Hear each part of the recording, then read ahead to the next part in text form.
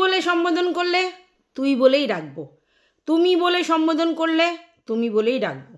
তার কারণ যেমন কর্ম করবে তার রিটার্নটা তেমনই পাবে। আগে পঙ্গু আর খেকি আমাকে তুই তামারি করতো, তাই আমিও তুই তামারি করতাম। এখন দেখলাম তুমি বলে সম্বোধন করছে, ডেফিনেটলি তাই বলেই সম্বোধন করব। দেখো খেকি, আমি তোমার চালটা খুব ভালো করে বুঝি। তুমি লাইভে এসে একটা কুটকামড় দেবে, তারপরে কেউ যদি একটা ভিডিও নামায় তখন বলবে গোটা ভিডিও আমাকে নিয়ে নামিয়ে ফেললো, আমি তো ছোট্ট দুটো কথা বলেছি, আর তারপরেই নিজে একটা ভিডিও নামিয়ে ফেলবে। এটা দারুণ পলিসি, মানে দুদিক দিয়ে, এদিকে লাইভে বসে বসে মজাটা নেব, বলবো, আর তারপরে আবার ভিডিওর কন্টেন্টও জোগাড় করব।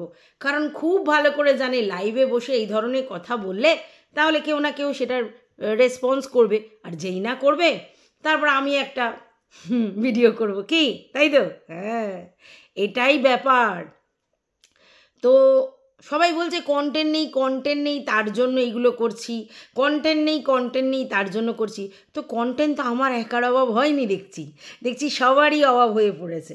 এই চারানা চুনা যাকে পাত্তাই দেওয়া হতো না, কি বলছে কুকুরের মতো ভৌ ভৌ করছে, তার কথাতে একটা গোটা ভিডিও আবার নামানো হলো। ছোট্ট করে অন্য খড়িকে নিয়ে একটুকুনি বলে তারপরে সারাক্ষণ চুনা চুনা চুনা চুনায়। এটাই সিস্টেম। মানে প্রথমে লাইভে বসে পিএনপিসি করব, তারপরে সে যদি একটা ভিডিও করে তাহলে ভিডিও করব, কারণ কন্টেন্টের তো দরকার।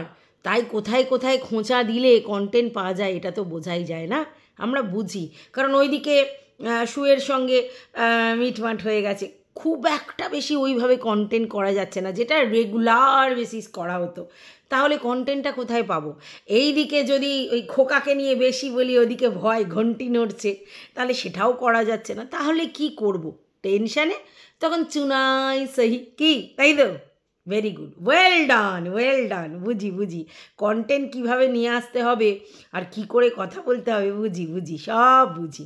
তো যাই হোক, এবার চলে যাই পুঙ্গুর দিকে। সে বলছে কোঠা, লাইভটাকে কোঠা বানিও না। বাপরে বাপ, মানে এই কোঠার সম্বন্ধে এদের কি খুব সম্যক ধারণা আছে? নাহলে এই কোঠা নিয়ে একবার খেকি, একবার পুঙ্গি, সবাই কোঠা কোঠা, বেনারসের বাইজি, তারপরে ওইদিকে টিনুকে বললো বাড়িতেই একটা কোঠা খুলে ফেল। মানে কি, নাচলে কোঠা খুলে ফেল, কেউ যদি লাইভে এসে কিছু মজাদার কথা বলে তাহলে কোঠা বানিয়ে ফেলো না। মানে কোঠা ছাড়া এরা কিছু দেখতে পাচ্ছে না কেন? এরা কি, হ্যাঁ মনে হয় জড়িত, না হলে কী করে বলছে, কি তাই না? আচ্ছা, বাই দ্য ওয়ে, আমাকে চমকানোর আগে নিজের দিকটায় আগে ভালো করে দেখবে। আমাকে ওই লাইভে কোঠা নয় বলে এই রকম করার থেকে আগে একটা কথা বলি, ওই যে কমেন্ট বক্সটা পুরো ক্রিমিনালদের আড়ত বানিয়ে ফেলেছো তো, ওখানে শুধু ক্রিমিনালরাই ঘোরাফেরা করে, বেশিরভাগই ক্রিমিনাল ওর মধ্যে। আর তারা লাইভে অশ্রাব্য গালি দিয়ে বেড়ায় কিছু আছে, আর কিছু আছে নোংরা কমেন্ট লিখে আসে, একটা না সব সময় নেওয়া যাচ্ছে না তা নয়, এরকম নোংরা কমেন্ট করে মানেই বোঝা যায় সে একজন ফ্রাস্ট্রেটেড ওম্যান। পরিষ্কার বোঝা যায় যে বাড়িতে তার কোনো রকম সুখ বলে জিনিস নেই, আর তার জন্য ইউটিউবে এসে ক্যাজরা ছড়াতে আসে। এরা সব ক্রিমিনাল মাইন্ডেড। কারোর চ্যানেল উড়ে যাক, কারোর ওই অভয়ার কাণ্ড ঘটুক, তাদেরকে যারা সাপোর্ট করে তাহলে তারা কত ভালো হবে, তাই না? এই আমাকে বলা হচ্ছে লাইভ যেন কোঠা বানানো না হয়।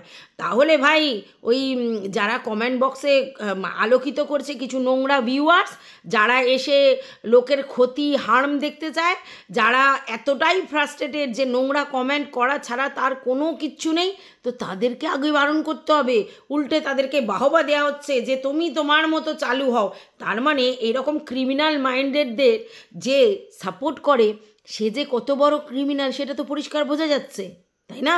নাহলে এই রকম নোংরা কমেন্টে তাকে তো প্রোটেস্ট করা উচিত ছিল যে ভাই এরম ধরনের কমেন্ট করো না, এগুলো ঠিক নয়, কারোর চ্যানেল উড়ে যাওয়ার কমেন্ট করো না, বা কারোর এরকম কিছু হবে এটা করো না।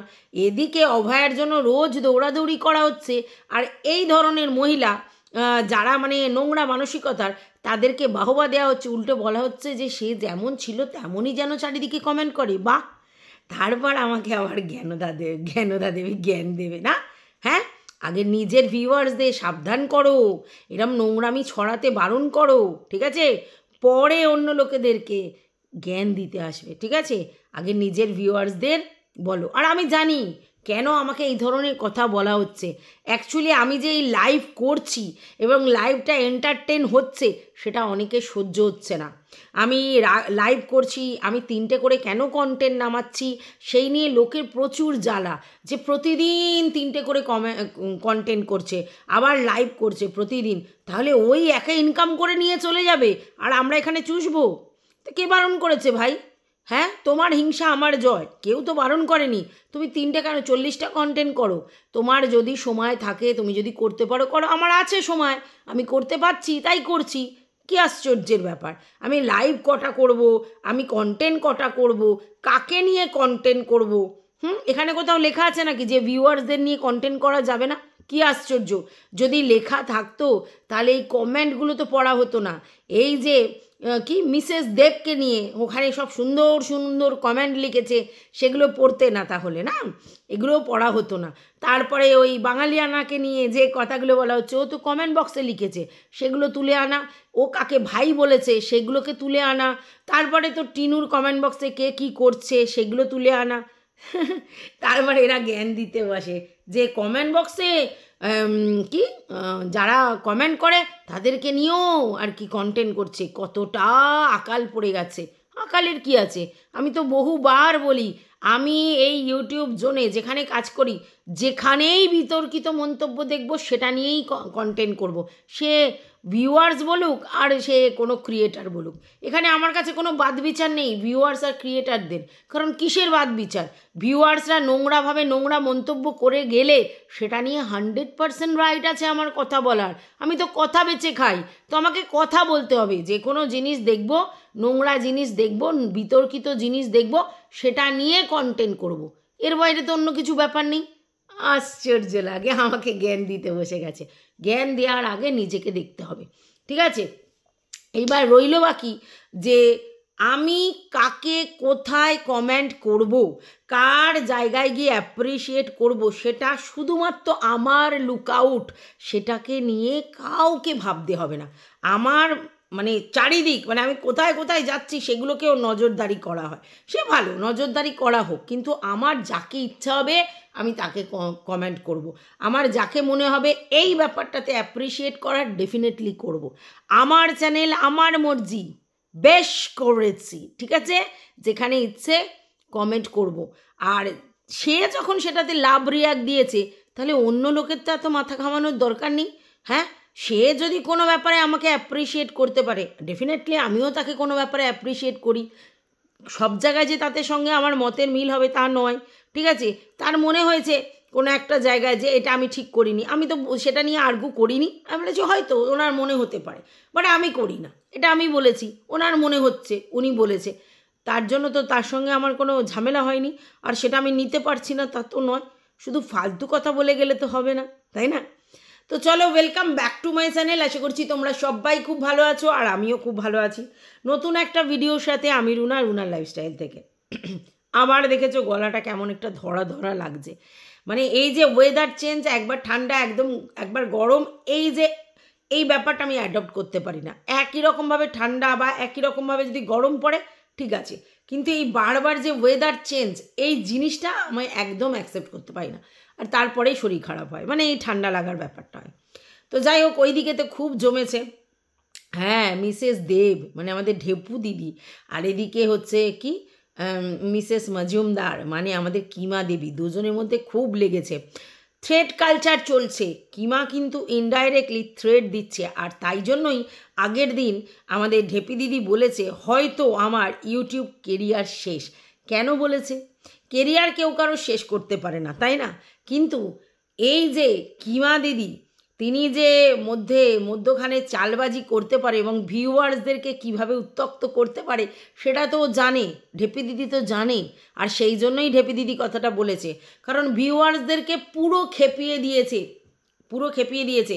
আজকের তো আবার বলছে যে তোমার রেস্টের দরকার, তুমি ভুল বকছো, তুমি মানে কি বলছো কি করছো নিজে জানো না, তুমি ঘেটে ঘ হয়ে গেছো, তোমার রেস্ট নিতে হবে। তার মানে বুঝতে পারছো, ওর কথাগুলো ও নিতে পারছে না বলে ওকে ভুল প্রমাণ করবার জন্য, ভিউয়ার্সদের সামনে ভালো সাজবার জন্য কিমা বলছে যে তোমার মাথা খারাপ হয়ে গেছে।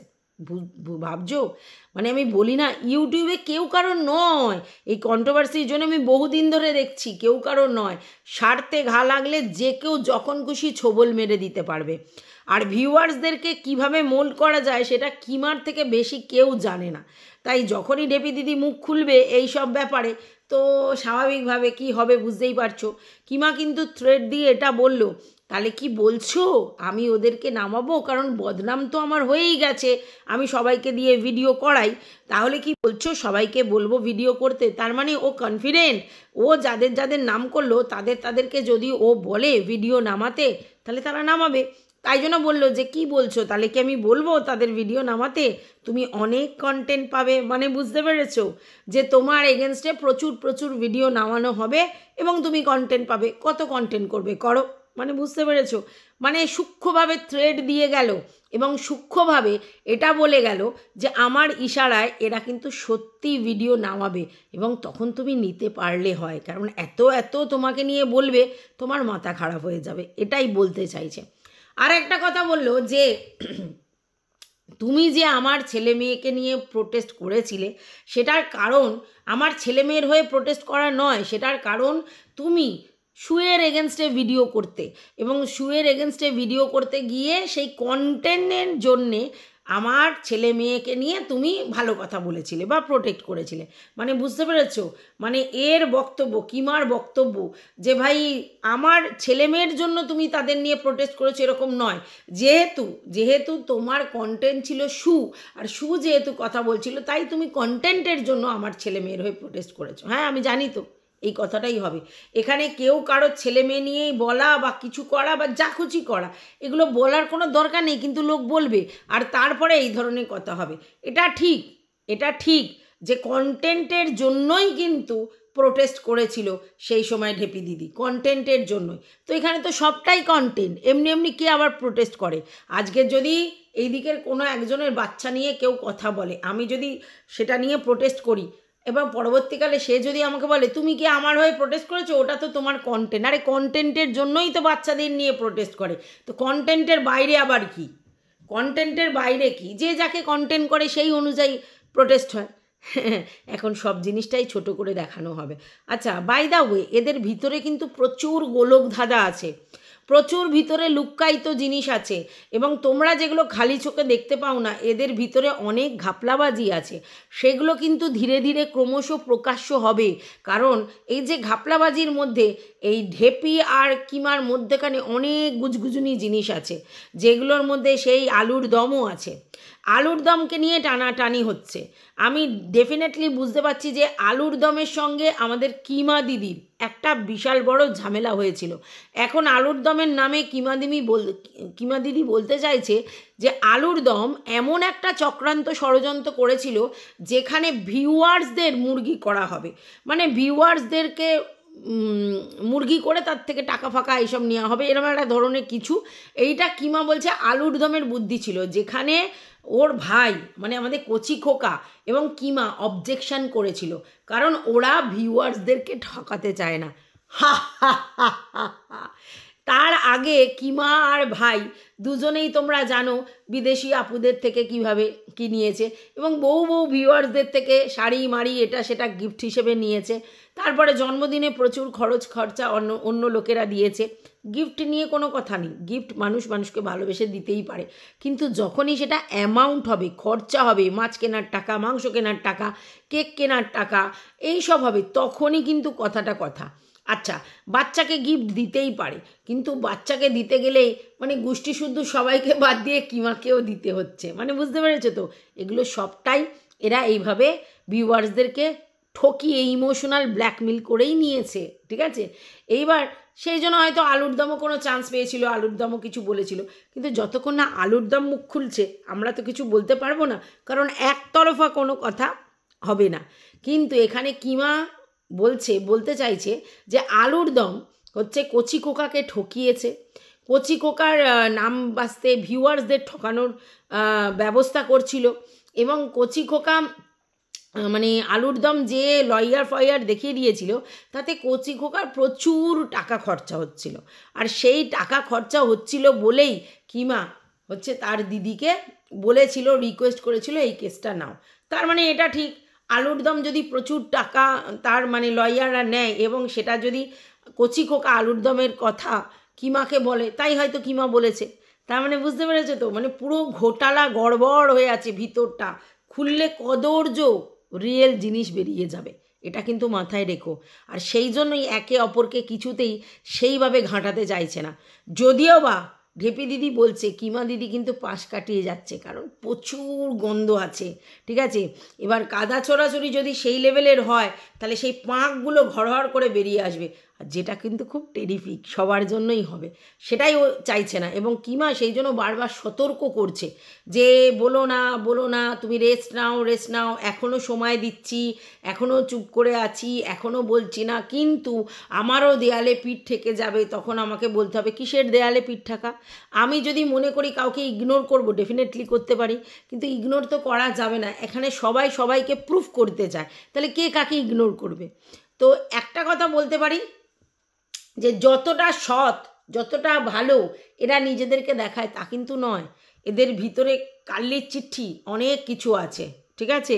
এবং এই যে কচি খোকার আগে যে সোলালি বা উপুনালি যাদের নিয়ে ঘটনা ঘটেছিল, সেই সময় কিন্তু ঢেপি দিদি অনেকভাবে কনসার্ন করেছিল, সেটা কিন্তু আমিও ভিডিওতে দেখেছি, সেই নিয়ে কিন্তু কান্নাকাটিও হয়েছিল।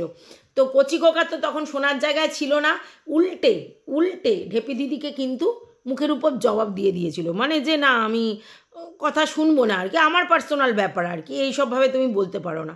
এবং এখনও সেম কিমাকেও কিন্তু কচি খোকা উত্তর দিয়ে দিয়েছে যে আমার পার্সোনাল ব্যাপারে ইন্টারফেয়ার করবে না, তুমি এগুলো বলবে না।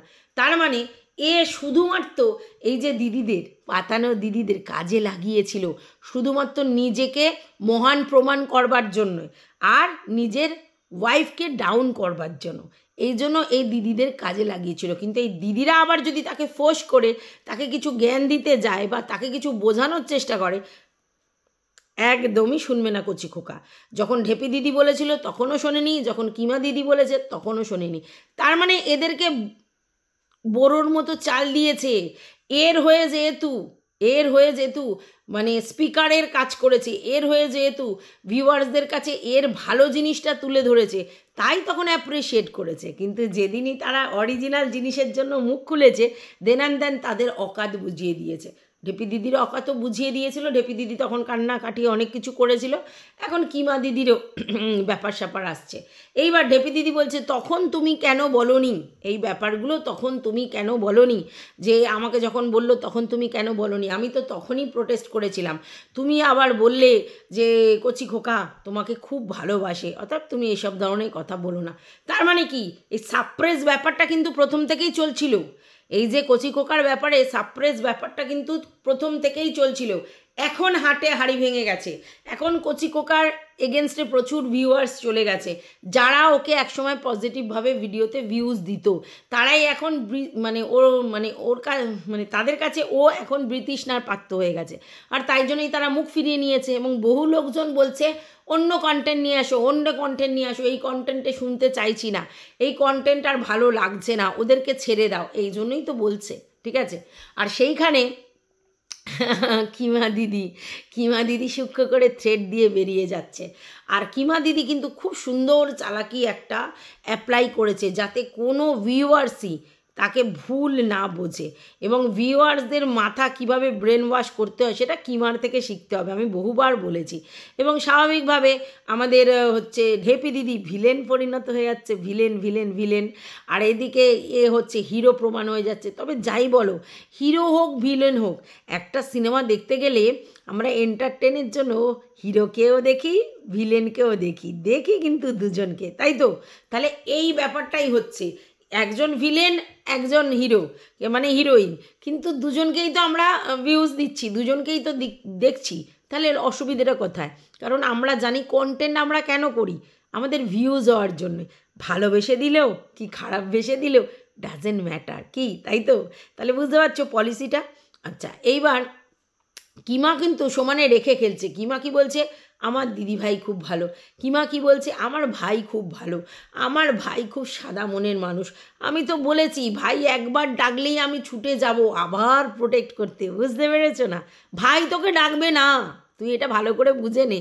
ভাই আর তোকে ডাকবে না, কারণ ভাইও বুঝে গেছে তোর অরিজিনাল নেচার, আর কিভাবে তারই ভিউয়ার্সদেরকে তুই তার বিরুদ্ধে খেপিয়েছিস সেটাও বুঝে গেছে। অতএব এত মিষ্টি ছুরি দিয়ে কোনো লাভ নেই।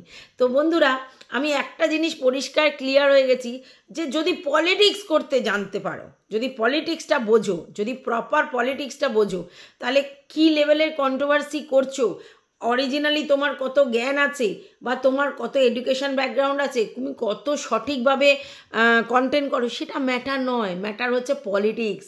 অর্থাৎ এই পলিটিক্সটা জারি রাখতে হবে, এবং সেটা কিন্তু ভিউয়ার্সদের সাথে, তাহলেই তোমার চ্যানেল তত্তর করে বাড়বে। আর না হলে তোমাকে ওই ভিউয়ার্সরা গিয়ে বাজে বাজে কথা বলবে, সহ্য করতে হবে, ঠিক আছে?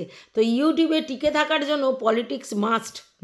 আর কী লেভেলে পলিটিক্স করতে পারে এই কিমা, সেটা ঢেপি এতদিনে বুঝে গেছে। আর তাই জন্যই ঢেপি কালকের বড় বড় করে টাইটেলে দিয়েছিল, হয়তো আমার কেরিয়ার শেষ। এই জন্যে কেরিয়ার শেষ মানে কি ওকে কেউ ভিডিও করতে বারণ করবে তা নয়, কিন্তু বক্তব্য হচ্ছে এত যদি ভিউয়ার্সরা আমাকে সেই ধরনের কথা বলে তাহলে তো আমার খারাপ লাগবে, আমি তখন ভিডিও করতে পারবো না। এই জন্যেই কথাটা বলেছে, বুঝতে পেরেছো?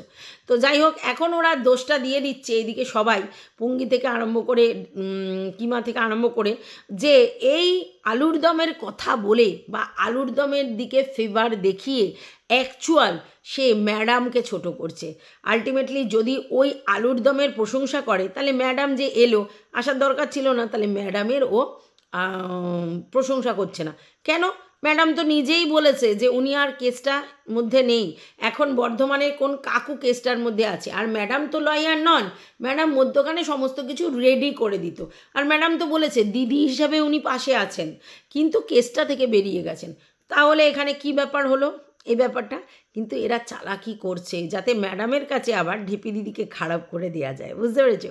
বা ভাই বা, হেভি পলিটিক্স কিমা অ্যাপ্লাই করেছে। এবং তোমাদেরকে এটা আমি শিওরলি বলতে পারি, কিমার উঙ্গুলি হিলো নেই। কিছু কিছু লোকজন আছে তারা ভিডিও নামাবে, এবং সেটা কিমা জানে, আর তাই জন্যই থ্রেটটা দিয়েছে ঢেপি দিদিকে, বুঝতে পেরেছো? তো যাই হোক, এই ভিডিওটা এই পর্যন্ত। ভালো লাগলে অবশ্যই লাইক কমেন্ট শেয়ার করে পাশে থাকবে।